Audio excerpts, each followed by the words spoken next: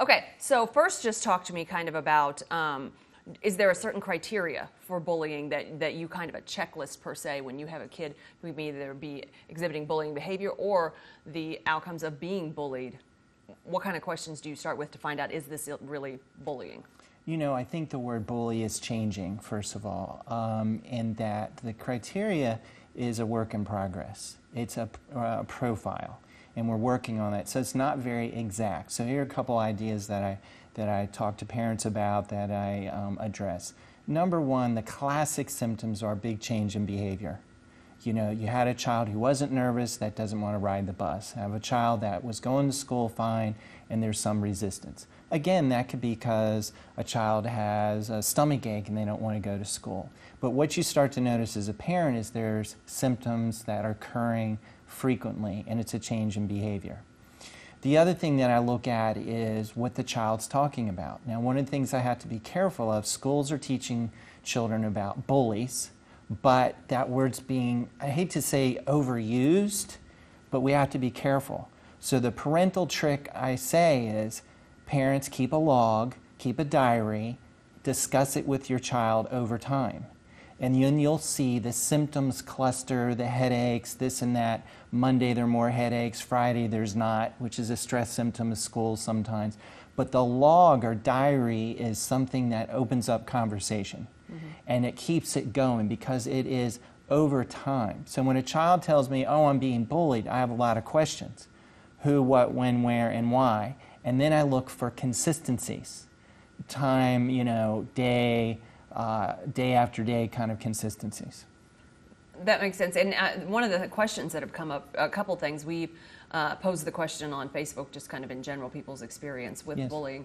And there are some that are the parents that are very outspoken about, I told my kid to fight back, literally, make it a physical thing, and obviously the school's going to discourage that. From your professional standpoint, is there a benefit to that, or? Well, times have changed because the schools have to go to a no violence kind of situation.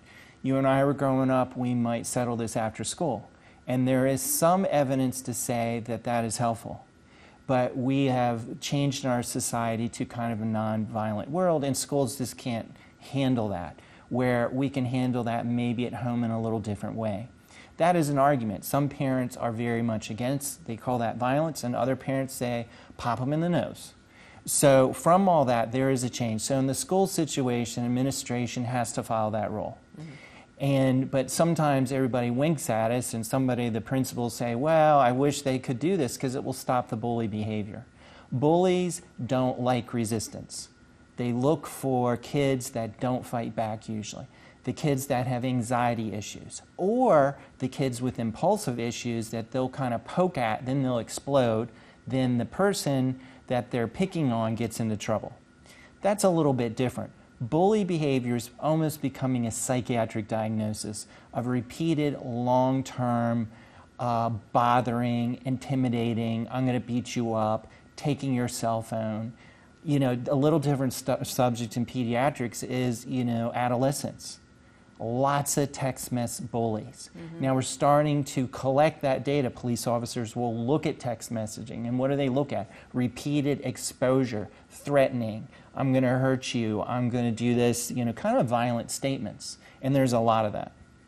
And that leads me to my next question, and that is whenever you're dealing with these text messages, cyberbullying, whatever, some have a theory that it's kind of the changing face of a kid in America because there's so much less face-to-face, there's so much more online, you don't feel the repercussions maybe so strongly. Do you see that in your practice, just kind of an insensitivity with kids? Yes, it's hidden, a text message. First of all, you have to realize I can take your cell phone and make text messages. Then the police or the parents look at this and they look at the child, why you're doing that? Well, I didn't do that. There's all sorts of almost manipulation happening. Friends taken you don't even know. Now, sometimes it's in your text messaging, you know, history, and it's certainly the phone companies do this also. But there's lots of deceit, manipulation. But the bottom line is they will pick on children over and over again. How about text messages at 2 o'clock in the morning? Happens a lot more than you think. And they're not, oh, how are you doing? It's, I'm going to take your boyfriend. I'm doing this violent kind of, I'm going to cause some sort of mess tomorrow, or I'm going to fight you tomorrow before I see you in school. So there is a change between bully behavior in smaller kids, 7, 8, 9, 10, than there is in 15-year-olds. And so the symptoms are similar, but the teenagers tend to get depressive. That's what I see. Mm-hmm. They're sad, they're upset, irritable, don't want to go to school a little bit. And here's the problem. They're embarrassed. They don't talk to you. Even the best parents I see, they don't talk to you. They'll talk to me quicker sometimes than their parents. My job is to open it up, finish it at the parents. So with the younger kids, diaries are good. With the older kids, you have to touch base a little bit more. The diary doesn't work as well. What are you doing, Mom? You're doing a diary? That's going to creep them out. They're not going to do that. Yeah, makes sense. But the symptoms of depression to me are a little bit more evident in the kids that are bullied. And the emails, when I read emails, I'm amazed at what people are doing. And they're hiding behind this facade of a phone or a text message device, where they wouldn't do it in a one-to-one situation. They wouldn't have the guts to do it, but they can say text messaging words a lot easier. Yeah, it seems like a real, with the onset and prevalence of bullying, it seems to be also an insensitivity to kids. Mm-hmm. One administrator put it as, if you accidentally knock something out of someone's hands, our reaction would be to say, I'm sorry. Mm-hmm.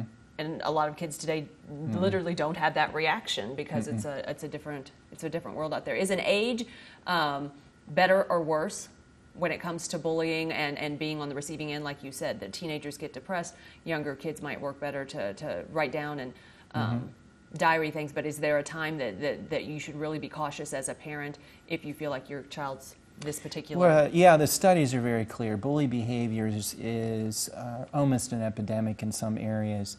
It hurts the physical part of the child, headaches, nauseousness, mental health. We're starting to see all sorts of things linked to it.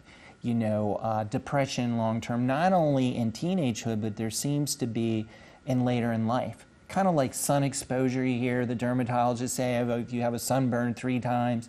Well, if you're bullied, and we're looking at 3 to 6 months of bully behavior, 3 months is a long prison sentence to be bullied. But that depression, long-term, self-esteem, I have so many kids say, they're 17 years old, they say, I remember when I was in 2nd grade, this was happening to me, and somebody hated my haircut and ridiculed me for the entire year. So every time I went to school, they said, my haircut is this or that, or they always use a lot of these words that are inappropriate, that are really put downs, that day after day after day. So in a way, there's some other similarities. Stalkers are a little bit this way. They hide behind bushes, but what upsets us? They're in our space. So this is a little different, but they keep on pecking at our psyche, so to speak. And I can take 10 kids and the same behavior. 3 or 4 kids will have it roll off their shoulder. Other kids, it'll stick to them like a knife in their heart. That's unfortunate, of course. Yes. Last question that I was thinking of, how much of this falls on the parents, of course. I know one administrator I talked to said he has a lot of parents whose kids are being bullies, that they're not aware and then not willing to accept or work with it, and they make excuses as to why their kids aren't bullies. With the bullies that you talk to, are the parents at all an issue? Well, yes, they are. And you can't have a hasty generalization, but as far as we know, bully behavior is pretty much a learned behavior. Now, I can argue if you have moody issues and irritability, how are you going to act? Are you going to bully? Are you going to be cranky?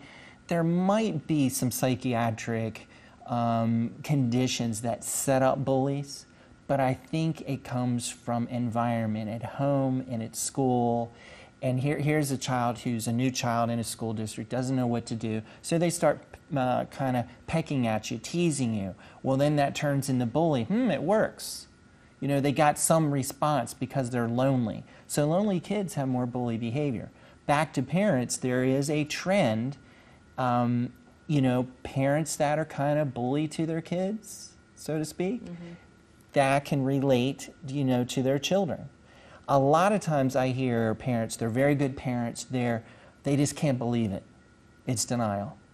And the school says this, and the school, and your initial reaction as a parent is, oh, it has to be the other kid. I tell parents, don't look at fault, look at data. Look at data over time. Be open to the data, because it could be that you have to change a certain behavior. Here's another one that you don't think about. The parents, the mother, the father, whoever are fine. It's the brother. It's a sibling, a sister. You know, it's not necessarily a gender issue. So they can be bullying the child at home, the younger child usually, then that child turns around. But there is a denial. I know what the school folks deal with, there is a denial. So when you are a doctor and you're trying to do that, there is kind of a unwinding of the bully. You know, and I'm not saying 6 months, I'm saying there's some time. And most bullies will start to come out and they'll kind of say, yeah, I threatened this kid, and they smile. You know, that's the sad part. But when you look under that smile, you start to hear, well, this happened to me. I had an accident in school in first grade and I got teased, you know, that sort of thing. So there's some roots there. So is it the parents? Yes, sometimes. But causing it? Sometimes, yes, no, but not something that I see that often. What I see is that denial that it can't be my kid. I just can't believe my kid. Because they could be the sweetest kid to grandma and turn around and do bully behavior at school. Okay, last question too. And, Yes. and how bad is it? We should say. Do you see a lot of this in your practice? Lots, both ways, bullies and people that are being bullied. But the problem is I have a population we have to be careful with. All the kids I see have depression or impulse control. But I would say I hear about this on a daily basis. Now, real bully behavior, you know, teasing out of control, let's define it, versus really psychiatric bully causing depression, causing that, less often, but still pretty prevalent. Well, you know, I see 50 kids a week. I'm going to say a couple real bullies a week. You know, maybe 3 or 4 kids that are experiencing real strong bully issues.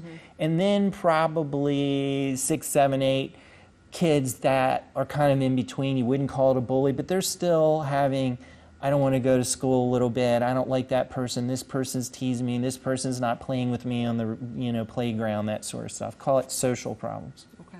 All right. Thank you so much, Dr.